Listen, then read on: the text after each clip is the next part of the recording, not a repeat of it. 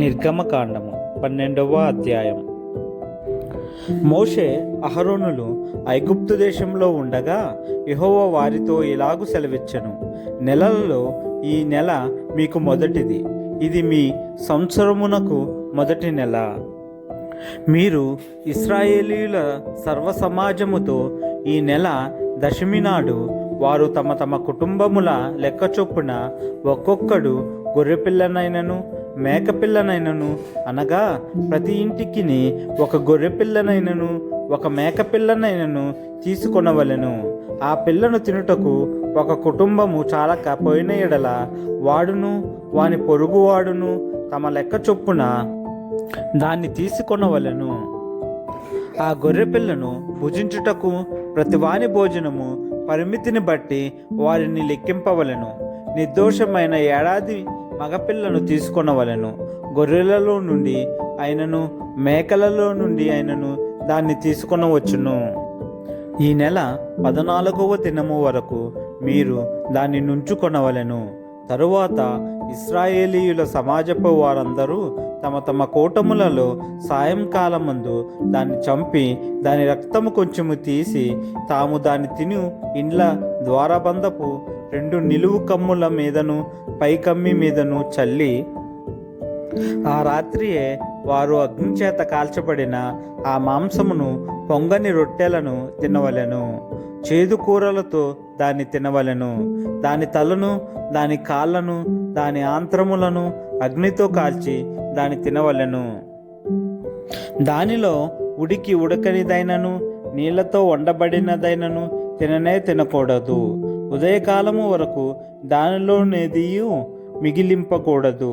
ఉదయకాలము వరకు దానిలో మిగిలినది అగ్నితో కాల్చివేయవలెను. మీరు దానిని తినవలసిన విధమేదనగా, మీ నడుము కట్టుకొని మీ చెప్పులు తొడుగుకొని మీ కర్రలు చేతపట్టుకొని త్వరపడుచు దాన్ని తినవలెను. అది యెహోవాకు పస్కా బలి. ఆ రాత్రి నేను ఐగుప్తు దేశమందు సంచరించి ఐగుప్తు దేశమందలి మనుషులలోనే గాని జంతువులలోనే గాని తొలి సంతతి అంతయు హతము చేసి ఐగుప్తు దేవతలందరికీ తీర్పు తీర్చెదను. నేను యెహోవాను. మీరున్న ఇండ్ల మీద ఆ రక్తము మీకు గుర్తుగా ఉండును. నేను ఆ రక్తమును చూచి మిమ్మును నశింపచేయక దాటిపోయేదను.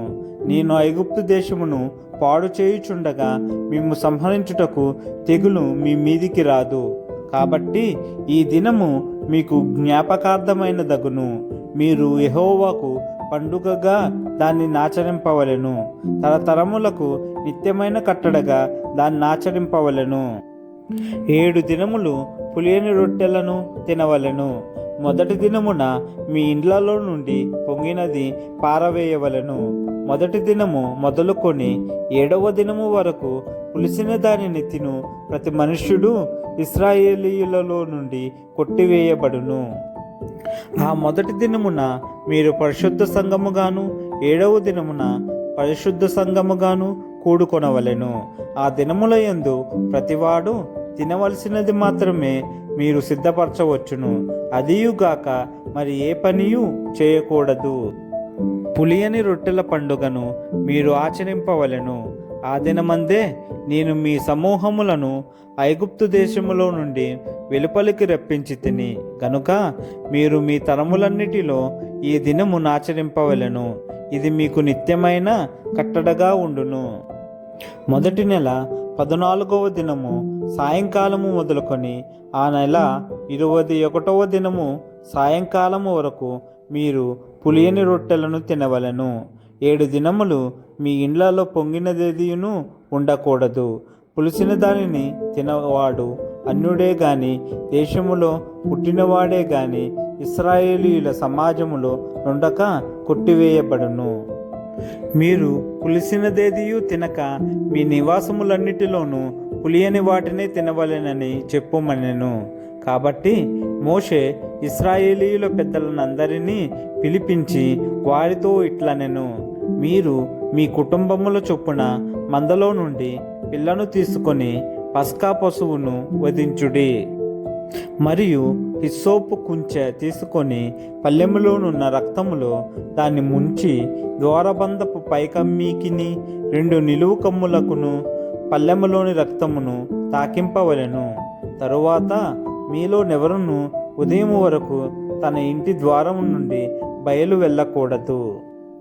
యెహోవా ఐగుప్తీయులను హతము చేయుటకు దేశ సంచారము చేయుచు ద్వారబంధపు పైకమ్మి మీదను 2 నిలువు కమ్ముల మీదను ఉన్న రక్తమును చూచి యెహోవా ఆ తలుపును దాటిపోవును. మిమ్ము హతము చేయుటకు మీ ఇళ్లలోనికి సంహారకుని చొరనీయడు. కాబట్టి మీరు నిరంతరము మీకును మీ కుమారులకును దీనిని కట్టడగా ఆచరింపవలెను. యెహోవా తాను సెలవిచ్చినట్లు మీకిచ్చుచున్న దేశమందు మీరు ప్రవేశించిన తరువాత మీరు దీన్ని ఆచరింపవలెను. మరియు మీ కుమారులు మీరు ఆచరించు ఈ ఆచారమేమిటని మిమ్మల్ని అడుగునప్పుడు మీరు ఇది యెహోవాకు పస్కా బలి, ఆయన ఐగుప్తీయులను హతము చేయుచు మన ఇండ్లను కాచినప్పుడు ఆయన ఐగుప్తులోనున్న ఇశ్రాయేలీయుల ఇండ్లను విడిచిపెట్టెను అనవలెనని చెప్పెను. అప్పుడు ప్రజలు తలలు వంచి నమస్కారము చేసిరి. అప్పుడు ఇశ్రాయేలీయులు వెళ్ళి అలాగు చేసిరి. యెహోవా మోషే అహరోనులకు ఆజ్ఞాపించినట్టే చేసిరి. అర్ధరాత్రి వేళ జరిగినదేమనగా సింహాసనము మీద కూర్చున్న ఫరో మొదలుకొని చెరసాలలోనున్న ఖైదీ యొక్క తొలిపిల్ల వరకు ఐగుప్తు దేశమందలి తొలిపిల్లలనందరినీ పశువుల తొలిపిల్లలన్నిటినీ యెహోవా హతము చేసెను. ఆ రాత్రి ఫరోయు అతని సేవకులందరూ ఐగుప్తీయులందరూ లేచినప్పుడు శవము లేని ఇల్లు ఒకటైనా లేకపోయినందున ఐగుప్తులో మహాఘోష పుట్టెను. ఆ రాత్రి వేళ ఫరో మోషే అహరోనులను పిలిపించి వారితో, మీరును ఇశ్రాయేలీయులును లేచి నా ప్రజల మధ్య నుండి బయలు వెళ్ళిడి. మీరు చెప్పినట్లు పోయి యెహోవాను సేవించుడి. మీరు చెప్పినట్లు మీ మందలను మీ పశువులను తీసుకొని పోవుడి. నన్ను దీవించుడని చెప్పెను. ఐగుప్తీయులు మనమందరము చచ్చిన వారమనుకుని తమ దేశంలో నుండి ప్రజలను పంపుటకు త్వరపడి వారిని బలవంతము చేసిరి. కాబట్టి ప్రజలు తమ పిండి ముద్దను తీసుకొని అది పులియక మునిపే పిండి పిసుకు తొట్లతో దానిని మూట కట్టుకొని తమ భుజముల మీద పెట్టుకొని పోయిరి. ఇశ్రాయేలీయులు మోషే మాట చొప్పున చేసి ఐగుప్తీయుల యొద్ద వెండి నగలను బంగారు నగలను వస్త్రములను అడిగి తీసుకొనిరి. యెహోవా ప్రజల ఎడల ఐగుప్తీయులకు కటాక్షము కలుగజేసిన గనుక వారు వారికి కావలసిన వాటిని ఇచ్చిరి. అట్లు వారు ఐగుప్తీయులను దోచుకొనిరి. అప్పుడు ఇశ్రాయేలీయులు రామసేసు నుండి సుక్కోతుకు ప్రయాణమైపోయిరి. వారు పిల్లలుగాక కాల్బలము 6,00,000 వీరులు, అనేకులైన అన్యజనుల సమూహమును, గొర్రెలు ఎద్దులు మొదలైన పశువుల గొప్ప మందయును వారితో కూడా బయలుదేరెను. వారు ఐగుప్తులో నుండి తెచ్చిన పిండి ముద్దతో పొంగని రొట్టెలు చేసి కాల్చిరి. వారు ఐగుప్తులో నుండి వెళ్ళగొట్టబడి తడవు చేయలేకపోయిరి గనుక అది పులిసి ఉండలేదు. వారు తమ కొరకు వేరొక ఆహారమును సిద్ధపరచుకుని ఉండలేదు. ఇశ్రాయేలీయులు ఐగుప్తులో నివసించిన కాలము 430 సంవత్సరములు. ఆ 430 సంవత్సరములు గడిచిన తరువాత జరిగినదేమనగా, ఆ దినమందే యెహోవా సేనలన్నీయు ఐగుప్తు దేశంలో నుండి బయలుదేరిపోయెను. ఆయన ఐగుప్తు దేశంలో నుండి వారిని బయటికి రప్పించినందుకు ఇది యెహోవాకు ఆచరింపదగిన రాత్రి. ఇశ్రాయేలీయులందరూ తమ తమ తరములలో యెహోవాకు ఆచరింపదగిన రాత్రి ఇదే. మరియు యెహోవా మోషే అహరోనులతో ఇట్లనెను, ఇది పస్కా పండుగను గూర్చిన కట్టడ. అన్యుడెవడును దాన్ని తినకూడదు గాని వెండితో కొనబడిన దాసుడు సున్నతి పొందినవాడైతే దాన్ని తినవచ్చును. పరదేశీయు కూలికి వచ్చిన దాసుడును దాన్ని తినకూడదు.